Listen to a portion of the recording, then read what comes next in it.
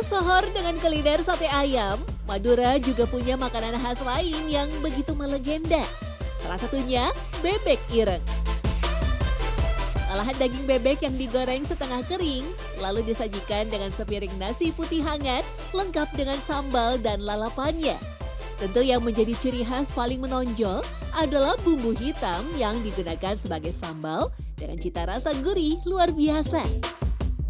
Bumbu ini pun disebut dengan nama sambal ireng yang dalam bahasa Jawa berarti hitam. Lalu apa yang membuat nasi bebek Madura begitu digemari? Bahkan banyak orang yang menyebut bukan nasi bebek Madura jika tak memakai rempah yang satu ini. Sepertinya sih nggak cocok ya Mas ya, kalau di bebek Madura ini digantikan dengan sambal lain itu kurang nyambung ya gitu. Karena kalau jodohnya tuh sama sambal ireng itu gitu yang ngebedain dari bebek-bebek lainnya gitu. Yang membedakan itu sebenarnya sambalnya ya Mas. Sambalnya itu yang membedakan sambal Madura tuh lebih kelihatan kayak hitam banget, kayak mencolok banget, kayak pokoknya benar-benar yang membuat bebeknya itu jadi enak karena sambalnya itu. Uniknya, sambal ireng ini sebenarnya bukanlah bumbu terpisah layaknya sambal yang dibuat secara khusus. Justru hasil ungkepan bebek yang penuh dengan rempah-rempah diolah kembali sehingga menciptakan cita rasa yang khas. Sehingga nyaris tak ada yang terbuang dari olahan bebek ireng Madura ini. Sebuah praktek zero waste yang viral di dunia modern ternyata telah diterapkan pada bebek ireng ini. Hanya saja untuk membuat bumbu hitam ini perlu waktu yang cukup lama. Minyak dengan jumlah yang banyak digunakan sebagai pengawet alami pada bumbu tersebut. Enggak, memang sengaja diitemin gitu, diitemin. Jadi awalnya kan direbusnya sama bebeknya, sama ayamnya. Setelah udah empuk, dia angkat barangnya gitu ya.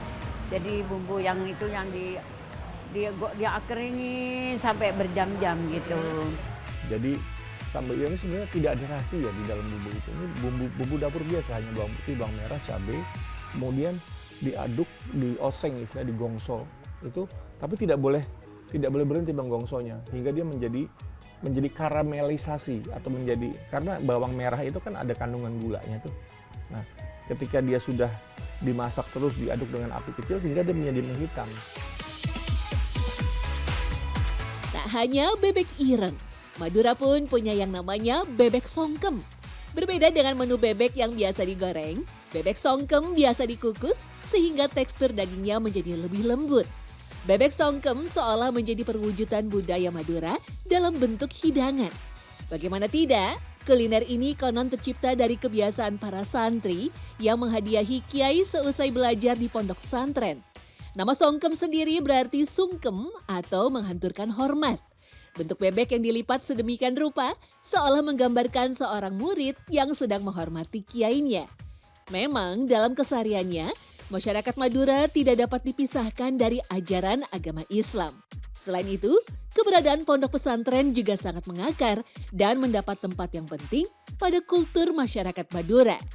Status seseorang bagi orang Madura seringkali dilihat dari kadar keislaman yang melekat pada dirinya. Oleh karena itu, kiai menjadi sosok yang berpengaruh dan dihormati. Jadi kita bicara soal karakter Maduranya dulu ya.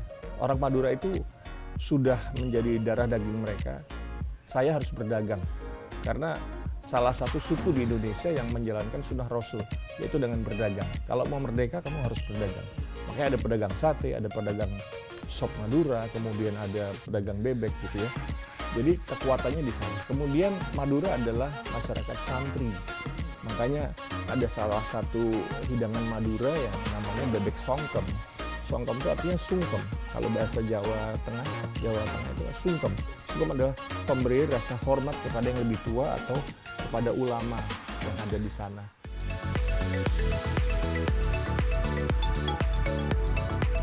Untuk memasak bebek songkem, batang daun pisang sering digunakan sebagai pengganti air. Sebuah hal yang sangat wajar, mengingat Pulau Madura termasuk salah satu yang minim sumber air tawar.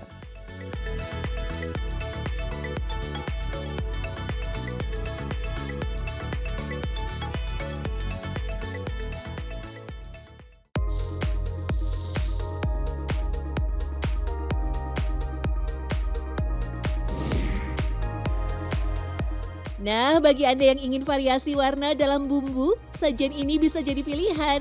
Itia Lado Mudo. Kuliner khas Minang, khususnya di kawasan Bukit Tinggi ini, menawarkan lembutnya daging itia atau bebek yang dipadukan dengan lado atau cabai hijau keriting. Daging yang lembut didapatkan dari bebek jantan muda yang usia maksimalnya adalah 6 bulan. Untuk mengolahnya, bebek yang telah dicabut bulunya biasanya dibakar terlebih dahulu untuk memastikan bulunya hilang, sekaligus menambah rasa asap yang khas. Semua bumbu dari lengkuas, bawang merah dan putih, kemiri, serai, dan lainnya dihaluskan menjadi satu. Tak terkecuali cabai hijau yang melimpah juga digiling. Setelah itu, minyak dalam jumlah besar dipanaskan dengan diberikan kayu manis sebagai penambah aroma. Semua bumbu ditumis sampai mengeluarkan rasa harum. Baru setelah itu, potongan bebek dimasukkan dan dimasak kurang lebih 3 jam. Uniknya, semua itiak lado mudo selalu dimasak di atas tungku tradisional dan menggunakan kayu bakar. Aroma bakaran kayu semakin menambah kelezatan dari kuliner ini. Diyakini ada sejak masa penjajahan, itiak lado mudo dulu hadir hanya pada masa-masa tertentu seperti panen sawah dan juga lebaran. Oleh karena itu, masakan ini dulu disebut gulai tradisi atau gulai adat. Saat itu, masakan ini juga disandingkan dengan ketupat yang dimasak dengan santan. Seiring perkembangan zaman, sajian ini lebih sering dimakan bersama nasi.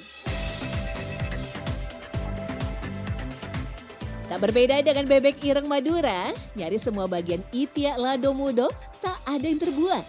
Bahkan dengan memakai minyak yang melimpah, sajian ini bisa sampai 3 hari dengan minyak sebagai pengawet alaminya. Nasi bebek Madura dan juga itiak lado mudo adalah satu dari sekian banyak khasana kuliner Nusantara yang patut dijaga eksistensinya. Karena sejatinya dari kuliner daerah bisa menjadi sebuah identitas bagi nama besar bangsa. Buah kuliner itu bisa membuat city branding atau sebuah provinsi branding. Jadi Madura itu kenapa identik dengan bebek gitu? Karena ada bebek sanjay di sana, ada bebek songkem, ada bebek hitam ya. Jadi ya itulah mereka kuliner itu jangan disepelekan karena kuliner itu adalah food diplomacy, adalah sebagai jalan tengah untuk memperkenalkan sebuah daerah, wilayah atau negara sekalipun lewat makanan. Jadi ini bukan sepele. Jadi itulah kenapa identik bebek enak, bebek goreng, bebek bakar, bebek ungkep itu dari Madura.